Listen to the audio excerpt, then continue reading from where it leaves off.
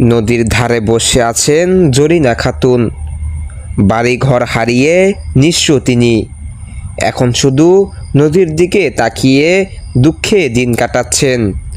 টাঙ্গাইলের কালিহাতী উপজেলার দশকিয়া ইউনিয়নের হাতিয়া মোল্লাপাড়া ও হাতিয়ার দক্ষিণপাড়া গ্রাম।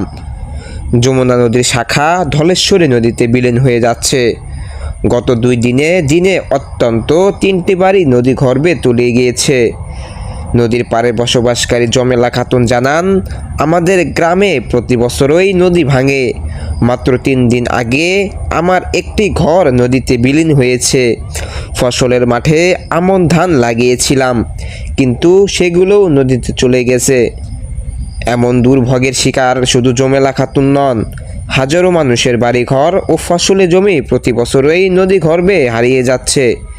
এলাকাবাসী জানিয়েছেন, হাতিয়া ছাড়াও পার্শ্ববর্তী গ্রামগুলোতেও নদী ভাঙন অব্যাহত।